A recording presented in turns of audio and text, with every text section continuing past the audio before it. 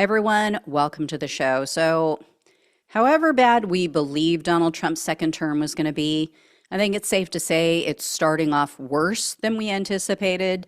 I plan to go through a bunch of the lowlights of this week, but it's going to take some time for me to catch up this weekend on everything that I missed because, as you all know, I've been down with an infection. So, first up, I wanted to share Donald Trump's 50 shades of hypocrisy when it comes to immigration. But I want to remind all of you before I get started with this has to happen, right? It has to be so bad that the smarter, more informed Trump voters realize the mistake that they've made. This is like when a drug addict or an alcoholic has to hit rock bottom before they realize they have a problem, before they actually go, wow, something's wrong here. I need some help. Yes, some of these things are heartbreaking. At the same time, though, we can't allow ourselves to get so down about all of this that it makes us ineffective at getting the word out about all of his horrific actions. So here's what Satan's son has been up to so far. Trump has signed 26 executive orders this week. At the last count that I had, he may have signed more since then, but since I last looked. But this is the most any president signed on day one. Actually, I think somewhere on day one and day two. But anyway, the first evil thing that he did was he declared a national emergency at the southern border, and he denied entry to anyone and everyone. So even people seeking asylum because their lives are in danger. Before I dive into the details, though, check out what Trump had to say about importing employees to work at his businesses. And HB1, I know the program very well. I use the program. Maitre d's, wine, experts, even waiters, high quality waiters. You got to get the best people. Now, then you go into people like Larry, and he needs engineers, and Massa needs, and this gentleman needs engineers like nobody's ever needed engineers, right? So first of all, I love how Donald Trump calls the H-1B program HB1, and then he's like, oh, I know it very well. I know it very well. I use it all the time. You don't even know the name of it, guy. And you were the president of the United States, and you are again. And then second, he doesn't use H-1B program or the H-1B program for waiters and for other service staff. That's not what it's for. He's talking about a completely different visa program. But, oh, he knows it so well. Knows it so well, he doesn't even know what it's for. Most importantly, though, what a freaking hypocrite. I mean, restaurants can't find a competent maitre d' in the U.S. Are you serious? It is such a bullshit excuse just so he can give his wealthy donors a pass on importing cheap labor, right? While he pretends that, oh, I care so much about American workers, and that's why we got to stop the people coming in at the border. So anyway, in the meantime, some people have been waiting for months to cross into the U.S. legally. So they were at the southern border. They had filled out the forms online. They were trying to come in under asylum laws. And when they found out that they weren't going to be allowed, that their appointment had been canceled right after Trump was sworn in, these people broke down in tears. I mean, it was just heartbreaking. And according to CBP officials, these cancellations are going to affect approximately 30,000 migrants. A lot of these people were traveling with babies and children.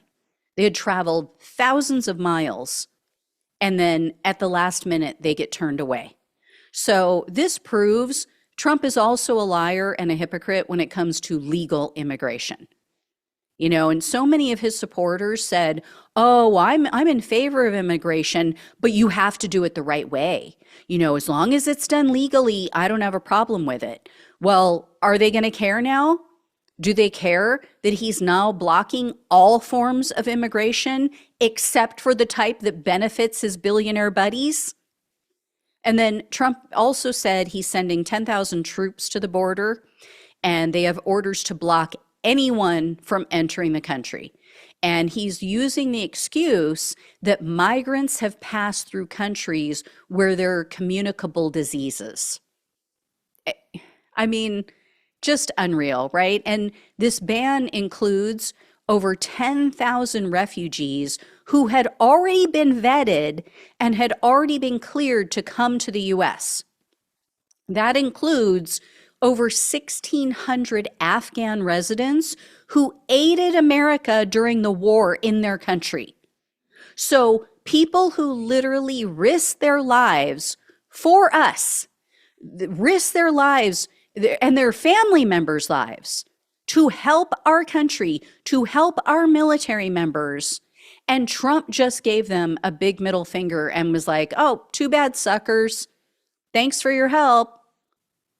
Yeah. And then he's also blocking the relatives of active duty U.S. military members who had already also been investigated and cleared to come to the U.S.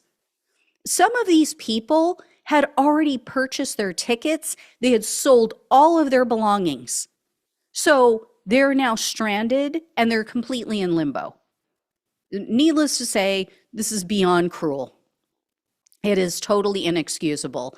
In regard to non-Mexican migrants that are already in the U.S., the U.S. Border Patrol has been directed by the Trump administration to keep them in a holding facility to await deportation by plane. So, this would be people from other countries, I'm assuming, Haiti and Cuba and all different countries, Venezuela. And then in order to accommodate all of this and house all of these people, the Trump administration wants to open 4 new facilities. They want 4 that can house up to 10,000 people each. Then they want 14 other smaller locations to house between 700 and 1,000 migrants each. So this is going to necessitate billions more in funding to be approved by Congress. I mean, we can't afford health care for Americans, but we can afford to just house thousands of migrants that are doing nothing wrong. I mean, it's unbelievable. In regard to deportation of immigrants who are already in the U.S., Trump will now allow immigration officers to make arrests at schools, hospitals, and churches, which means migrants are going to fear sending their children to get an education, or they're going to fail to seek medical attention when they're ill or when they're injured. How is this good for our country? Then you're going to have all of these bigots going, oh, see, these migrants, they're uneducated. They don't even go to school and they don't even speak English. Well, let them go to school. Let them learn how to speak English. Let them integrate, right? I thought you were only going to go after the criminals. And you can see how this is going to be used against these people. I mean, you're going to have people turning them in left and right. And the Trump administration has been directing federal prosecutors to investigate and bring criminal charges against any state or local official who refuses to cooperate with his mass deportation plan. Now, legal experts are saying that's not possible. That is not allowed under the law. Trump's administration is saying, oh, yeah, it's in the Constitution, blah, blah, blah, blah, blah. But even Anthony Scalia, the former uber conservative justice who loved Trump, he even said, no, states cannot be forced to go along with a federal plan. So, this is going to be adjudicated for a while. And then in another move against migrants, Trump ordered the end of birthright citizenship. And even one of his own legal minions, a guy who's a massive Trump supporter, is questioning this move. So conservative former judge Andrew Napolitano, he was on Newsmax, Trump state TV, and he actually took issue with this order. He said, quote, That is a very troublesome thing that he wants to do. In my view, it's directly articulated in the Constitution. That would be like Joe Biden or Barack Obama saying, I'm not going to obey the Second Amendment. I'm going to start confiscating guns, even though the right to keep and bear arms is directly articulated. He's going to find opposition on the right, the left, progressives, libertarians, conservatives, liberals. He is going to find opposition from across the board on that. If he can nullify that portion of the Constitution, what else could he nullify? That will be the argument. Yeah. Yeah, what else will he do if he's allowed to do this? And he is right about the opposition, although for right now, it's primarily coming from the left, because I don't think MAGA can think beyond their own bigotry to understand and realize, oh, this could affect me. This could affect my rights down the road, under a Democratic president. But Democratic attorney generals in 18 states and then civil rights groups are all suing Trump over this. So this also is going to wind its way through the court system, no doubt. This is definitely going to end up before the Supreme Court, and it's going to take a while. So, that'll be on hold for now. One thing that did get bipartisan support was the Lake and Riley Act, which this is, there needs to be a nuanced discussion about this, because every Republican voted for it. And I think something like 45, 46 Democrats voted for it, which is disturbing. And it's not because anyone wants convicted immigrant criminals to remain in the US. It's because this new act, this new law, allows for the holding of an immigrant just by being accused of a crime.